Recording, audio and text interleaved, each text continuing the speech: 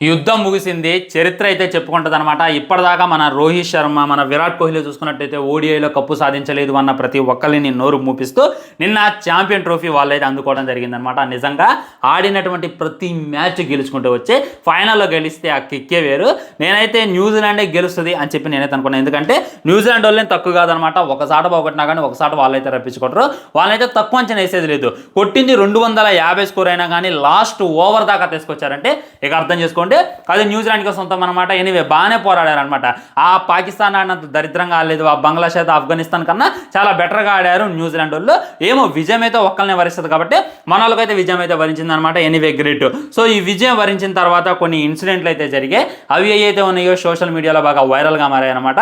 ఇక్కడ చూసుకున్నట్టయితే power star Pawan Kalyan గారు అభిమానులు, ప్రభాస్ అభిమానులు, అల్లు అర్జున్ అభిమానులు అయితే ఘోరంగా ట్విట్టర్లో అయితే ఫైట్ చేసుకోవడం మనమైతే చూడొచ్చు అనమాట. అసలు ఏం జరిగింది, ఎందుకు ఛాంపియన్ ట్రోఫీ గెలిచిన తర్వాత వీళ్ళల్లో వీళ్ళు ఇంతలా కొట్టుకుంటున్నారు అనేటటువంటిది క్లారిటీగా క్లుప్తంగా ఈరోజు ఈ వీడియోలో మాట్లాడుకుందాం. నిజం చెప్తున్నా, ఈ వీడియో చూడండి మీకైతే దిమ్మ తిరిగిది. ఓమో ఎట్టగోడు ఉంటారు నా మనుషులు, ఎట్టగోలు జరిగిద్దారా ఫ్యాన్ వర్స్ అని చెప్పి మీరు ఖచ్చితంగా అనుకుంటారు. దాంట్లో అయితే డౌట్ లేదు. మొట్టమొదటి ఏంటంటే నిన్న మ్యాచ్ లాస్ట్ దాకా చూసిన వాళ్ళకి అర్థమైంది అనమాట. రవీంద్ర జడేజా అయితే రావడం జరిగింది.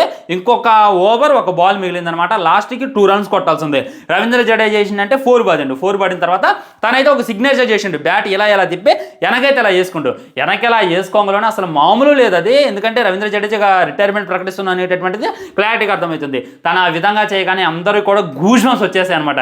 ఎందుకు గూస్బంప్స్ వచ్చాయి అనేటటువంటిది డెప్త్లోకి వెళ్తే సలార్లో చూసుకున్నట్లయితే లాస్ట్కి వీడు శౌర్యాంగన అని చెప్పి వరద రాజమన్నారులో తమ్ముడు అంటారనమాట. ఆ టైంలో ప్రభాస్ కత్తి ఎలా తిప్పి ఇలా కత్తి అనకంటాడు అనమాట.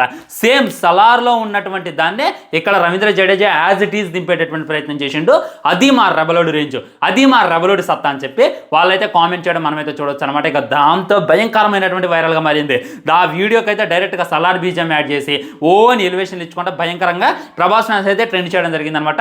ఆగండి ఎక్కడితో స్టోరీ అయిపోలే, ఎక్కడ నుండి అసలు స్టోరీ అయితే మొదలుపోయింది. ఏం జరిగింది అంటే ఏమంటే అల్లు అర్జున్ ఫ్యాన్స్ అయితే దిగారు. అల్లు అర్జున్ ఫ్యాన్స్ దిగి ఒరే పిచ్చోళ్ళారా, అది సలార్ సిగ్నేచర్ కాదు, అది ప్రభాస్ చేసినటువంటి సిగ్నేచర్ కాదు, అది మా అల్లు అర్జున్ అన్న చేసినటువంటి సిగ్నేచర్, అది అల్లు అర్జున్ బ్రాండ్, దాన్ని మీరు ఎలా మర్చిపోయారు అని చెప్పి ఈ విధమైనటువంటి పిక్చర్స్ పెట్టి ఫుల్ వైరల్గా చేయడం జరిగింది అనమాట. వామ్మో ఇదెక్కడి మాసరా మామ. ఇక్కడ ప్రభాస్ ఫ్యాన్స్ ఏమో ఎమ్మటే ఫిక్స్ అయిపోయారు, రవీంద్ర జడేజా చేసింది మా ఊరిదే అని. ఇక్కడ మన ఎమ్మటే చేసింది రవీంద్ర జడేజా చేసింది, అయింది కాదు రవీంద్ర జడేజా చేసింది ఎవరిది అని అంటే మా పుష్పరాజ్ది అని చెప్పి వీళ్ళైతే కొట్టుకోవడం జరిగింది అనమాట. ఎమ్మటే దీంట్లోకి అయితే పవర్ స్టార్ పవన్ కళ్యాణ్ గారి అభిమానులు అయితే ఎంటర్ అయ్యారు. అదేంది బ్రో మన అల్లు అర్జున్ అంటే పుష్ప తీసిండు, ప్రభాస్ అంటే సలార్ తీసిండు. దాంతో ఎలివేషన్ సీన్లు ఉన్నాయి, సిగ్నేచర్ సీన్లు ఉన్నాయి, భయంకరంగా కొట్టుకునేటటువంటి సీన్లు ఉన్నాయి. మరి మన పవర్ స్టార్ పవన్ కళ్యాణ్ గారు ఏం చేశారంటే, మీకు ఉంటుందన్నమాట టాలీవుడ్ క్రికెట్ అని చెప్పి ఒకటి ఉంటుందన్నమాట, ఓన్లీ మన దగ్గర ఆడేది. సో ఏం జరిగిందంటే వేరే రాష్ట్రాలందరికీ కూడా క్రికెట్ పెట్టి సినీ ఇండస్ట్రీకి పెట్టి ఒక కప్పు అయితే ఇస్తారనమాట. ఆ టైంలో మన తెలుగులో ఒక కప్పు కొట్టడం జరిగింది. అదే టైంలో మన పవర్ స్టార్ పవన్ కళ్యాణ్ గారు ఛాంపియన్ ట్రోఫీని అంటే అప్పుడు వచ్చినటువంటి కప్పును అయితే ముద్దు పెట్టుకుంటూ ఆ పిక్ను పట్టుకొని, ఇప్పుడు మన రోహిత్ శర్మ కూడా ఒక పిక్ను ముద్దు పెట్టుకుంటున్నాడు, విరాట్ కోహ్లీ కూడా ఒక పిక్ను ముద్దు పెట్టుకుంటుండు. ఈ పిక్ను పెట్టుకోండి. ఈ విధంగా అక్కడ పవన్ కళ్యాణ్ గారు ఏ విధంగా అయితే ముద్దు పెట్టుకున్నారో అదే విధంగా ఇక్కడ రోహిత్ శర్మ, విరాట్ కోహ్లీ ఇండియన్ టీం కూడా ముద్దు పెట్టుకుంటే ఆయన పాన్ ఇండియా సినిమా తీయకపోయినా ఆయన పాన్ ఇండియా స్టార్ అని చెప్పి పవన్ కళ్యాణ్ ఫ్యాన్స్ ఈ విధంగా కొట్టుకోవడం మొదలు పెట్టారనమాట. దీంట్లో అయితే పెద్ద రచ్చ అయితే మొదలుపోయింది అనమాట. సో ఇక్కడ ఏంది అనేటటువంటిది ఇంకా నేను డెప్త్ వెళ్ళిన అనమాట. అసలు ఈ ఫ్యాన్ వర్స్ ఏంది అని చెప్పి డెప్త్ వెళ్తే లాస్ట్లో జరిగింది ఏంటంటే, అక్కడ చూసుకున్నట్టయితే విరాట్ కోహ్లీ మరియు మన రోహిత్ శర్మ వికెట్స్తో కొట్టుకున్నారనమాట. దాన్ని ఇంకొంతమంది నార్త్ ఫ్యాన్స్ వచ్చి చావు అని చెప్పి చేసేసారు. అండ్ మన రోహిత్ శర్మ చూసుకున్నట్టయితే వికెట్ని నేల మీద దించి ఇలాగ వెనక్కి నడిచిపోవడం అయితే మనం చూడొచ్చు. ఆ వీడియో పెట్టకపోవచ్చు కాపీరైట్ స్ట్రైక్స్ వల్ల. అదే చూసుకున్నట్టయితే సలార్ సినిమాలో చూసుకున్నట్టయితే ప్రభాస్ లాస్ట్కి కింద నేల మీద కత్తి దించి ఈ విధంగా నడుచుకుంటూ వెళ్ళిపోతాడు. ఇదే రకమైనటువంటి సిగ్నేచర్ అని చెప్పి ఈ విధంగా కొట్టుకోవడం అయితే మొదలైంది. మరి వీళ్ళు నిజంగా ఏది చేశారు అనేటటువంటిది క్లారిటీగా క్లుప్తంగా ఈరోజు ఈ వీడియోలో చెప్తా చూడండి. మొట్టమొదటి ఏంటంటే రవీంద్ర జడేజా బ్యాట్ తిప్పడం ఏదైతే ఉందో, పుష్ప సినిమా రాకముందు, సలార్ సినిమా రాకముందు తను ఆ విధంగా బ్యాట్ తిప్పుతూనే ఉన్నాడు. కానీ ఈ విధంగా వెనక బ్యాట్ పెట్టుకోవడం అయితే తను ఎవరిని చూసి కాపీ కొట్టిండో తెలుసా? మన నితీష్ కుమార్ రెడ్డి అని అంటాడు కదా, తను కూడా అదే చేసింది అనమాట. అప్పుడు టెస్ట్లో సెంచరీ చేసినప్పుడు అదేవిధంగా కొట్టి ఈ విధంగా బ్యాట్కి వచ్చి ఈ విధంగా మోకాల మీద కూర్చొని తనైతే ఒక సిగ్నేచర్ అయితే చేసిండు నితీష్ కుమార్ రెడ్డి. ఆ తర్వాత ఇంకో క్రికెటర్ కూడా చేసిండు. దాన్ని మన నితీష్ కుమార్ రెడ్డి అయితే డైరెక్ట్గా స్టోరీ పెట్టుకోవడం జరిగింది. మెంటల్ నా కొడుకోండి, డైరెక్ట్గా తను ఒకటే పెట్టిండు. సలార్ పక్కన ఉన్నటువంటి ఆ పోస్ట్ పెట్టిండు, ఈ పక్కన ఉన్నటువంటి ఈ పోస్ట్ పెట్టిండు. ఇది డైరెక్ట్గా తనైతే ఇన్స్టాగ్రామ్ స్టోరీ పెట్టుకుంటూ దాన్నే మన రవీంద్ర జడేజా రీక్రియేట్ చేసేటటువంటి ప్రయత్నం చేసిండు. ఉత్త చేత్తో ఎలా అంటే పుష్పరాజ్ గారి బ్రాండ్, కత్తితో ఈ విధంగా అన్నాడు కాబట్టి సలారోడ్ బ్రాండ్ అని చెప్పి గుర్తుపెట్టుకోండి. సో రవీంద్ర జడేజా చేసింది అయితే 100 100కి 100% సలార్ సిగ్నేచర్ అనేటటువంటిది గుర్తుపెట్టుకోండి. నేను ఇదేమి డబ్బా కొట్టాలని, నేను ఈ విధంగా ఎలివేట్ చేయాలని చెప్పట్లేదు, ఓన్లీ హ్యాండ్తో. ఉదాహరణకి మీరు ఈ వీడియో చూడండి, ఇక్కడ రవీంద్ర జడేజా చూసుకున్నట్లయితే పుష్పరాజ్ తగ్గేదాలని ఈ విధంగా అన్నాడు. ఇది సలారోడి సిగ్నేచర్ అంటే చెప్పుతో కొట్టండి మీరు నన్ను, ఇది ఖచ్చితంగా పుష్పరాజ్ గారి సిగ్నేచరే, దాంట్లో డౌట్ పెట్టుకోవాల్సిన అవసరం లేదు. కానీ నిన్న మ్యాచ్ అయిపోయిన తర్వాత రవీంద్ర జడేజా చేసిన మట్టికి 100కి 100% మన సలార్ సిగ్నేచర్ అని చెప్పి క్లారిటీగా అర్థమవుతుంది. సలార్ ఏదైతే ఉందో not only Tollywood, not only Kannada, ఇది చూసుకున్నట్టయితే ఇంటర్నేషనల్లో మంచి హైప్ అయితే సంపాదించుకుంది. మంచి ఇంగ్లీష్లో కూడా దాన్ని అయితే అనువదించారు, ఇంగ్లీష్లో కూడా చాలా మంది అయితే దాన్ని అయితే చూడడం జరిగింది. ఇక దాంతో వాళ్ళు ఈ విధంగా సిగ్నేచర్ చేస్తున్నారు అనేటటువంటి రియాలిటీ. సో ఒకటైతే క్లారిటీగా చెప్పదలుచుకున్నాను, ఇక్కడ పుష్ప ప్రతి ఒక్కరు ట్రైన్ చేసేసారనమాట. శ్రీవల్లి సాంగ్ అప్పుడు రవీంద్ర జడేజా డ్యాన్స్ చేసిండు, విరాట్ కోహ్లీ డ్యాన్స్ చేసిండు, తగ్గేదలే అనేటటువంటి క్లిప్స్ విరాట్ కోహ్లీ కూడా ఇచ్చిండు.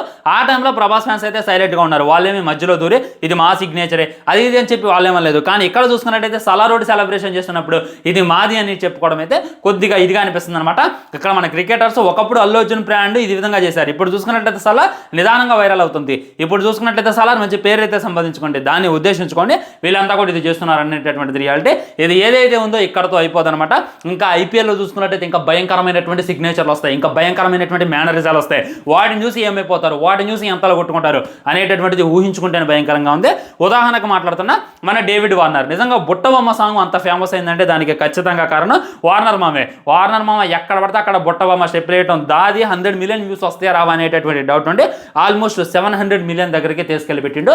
దానికి కారణం అయితే మన వార్నర్ చూసుకున్నట్లయితే ఇప్పుడు నితిన్ నటించబోయేటటువంటి రాబిన్హుడ్ అనేటటువంటి సినిమాలో తనైతే గెస్ట్ రోల్ చేయబోతుంది అనేటటువంటి న్యూస్ విన్న తర్వాత నా దిమ్మ అయితే తిరిగిపోయింది. ఈ విధంగా నేషనల్ క్రికెట్లో సైతం మన టాలీవుడ్ తన యొక్క బ్రాండ్ అయితే గుర్తించుకుంటుంది.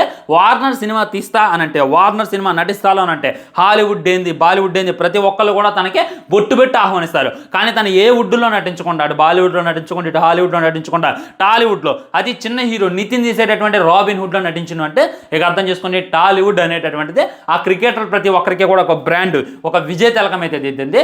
దాని ద్వారా వీళ్ళంతా కూడా రెచ్చిపోతున్నారు అనేటటువంటిది రియాలిటీ. కాబట్టి ఇక్కడ సలారోడ్ చేసిన, ఇక్కడ పుష్పరాజ్ గారు గొప్ప అయితే మనకి మేసం తిప్పాల్సింది అయితే మనకి. నేను ఇందాకలే ఒక మీమ్ చూసిన భయ్య, ఇప్పుడు వేరే వాళ్ళు ఏం చేస్తారంటే మా రాష్ట్రానికి గుర్తింపు రావాలి, మా భాషకి గుర్తింపు రావాలి అని చెప్పి కొట్టుకుంటారు. కానీ మనోళ్ళు ఏంటంటే మనోళ్ళే కొట్టుకుంటున్నారు. ఇక్కడ అల్లు అర్జున్ అయితే ఒకటి, ప్రభాస్ అయితే ఒకటి, పవన్ కళ్యాణ్ అయితే ఒకటి కాదు, ముగ్గురు టాలీవుడ్ హీరోలు అనేటటువంటిది గుర్తుపెట్టుకోవాలి. ఎవడైనా బయట వస్తే వాడిని మింగాలి, కానీ మనం కొట్టుకోవడం అయితే ఉత్తమం కాదు అనేటటువంటిది నా ఉద్దేశం. నేనేదో ఒక్క మాట చెప్పగానే మీరు మారిపోతారు అనేటటువంటిది రియాలిటీ కాదు.